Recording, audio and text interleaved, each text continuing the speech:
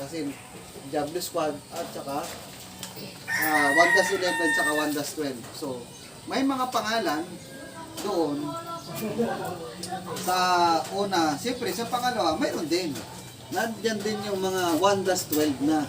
So, ito na yung 1-12 na Diablo Squad's member. So, 1980 nang binuo ito ulit ni Sergeant Malabonangaw. So, ito na, hanggang sa lumaganap ito sa hukbong sandata ng Pilipinas.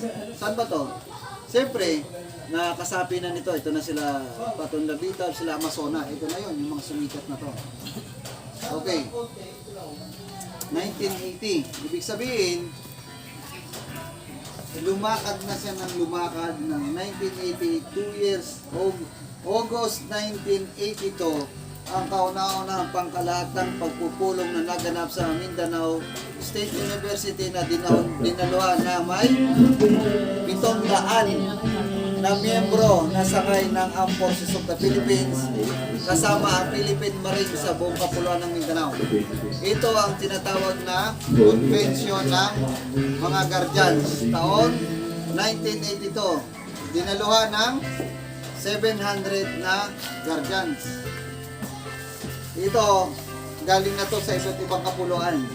At sa Mindanao State University, doon ginanap yung first convention ng mga Guardians 1982 sa Mindanao State University. Pero ang dumalo dito, ang mga nakasama rito, ito ay parang lahat ay miyembro lamang ng Armed Forces of the Philippines. Wala pang iba na nakasama rito or wala pang iba na miyembro na taga-labas o na sibilyan. Wala pa. Kasi ito pa ay ang Diablo Squad 1-12 na tinatawag na Dirty Russell. So, tandaan ninyo ha. Wala pa to. Hindi pa dito nangyayari na bakit may may 700 na sila o ang dami na nila sa buong kapuluan na ito. Lahat na dito, Armed Forces of the Philippines, Philippine Constabulary, Philippine Army, Philippine Air Force, Philippine Navy, Philippine Marines. Ibig sabihin, doon lang umiikot yung Guardian sa loob ng,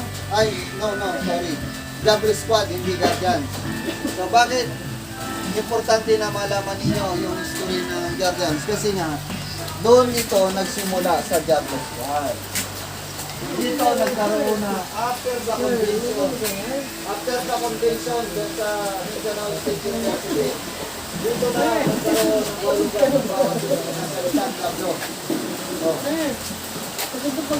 Asa na yung sino ba yung sagot na nakaraan? Lipat kaya tayo sa loob. Ready pa?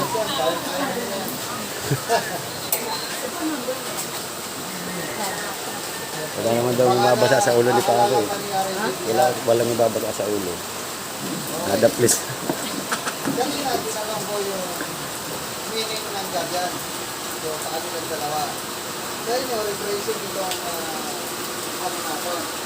So, baka natatanda mo ba kung ano meaning ng Diablo Squad sa Diablo, kung ano meaning ng Chief? Gentleman.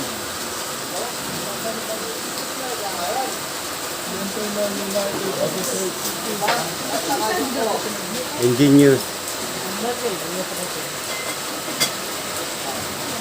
Engineer, Coordinator, Motion, Ano yun eh? Ano yun? Ito eh. Sa baba. Educator, Nation, Society. Dalawa kasi ang egg. Oo ha. Kala ko abukado kasi. Advocate. Kasi safe yung isa eh. Diba? Guardian, Gentleman United Associate, Race, Dauntless, Engineer, Engineer. Educator, Advocate. Nation, Society. Pwede na. Kala ko advocate lang. Advocate. Advocate. Advocate. Nilagyan ko pa ng ito na.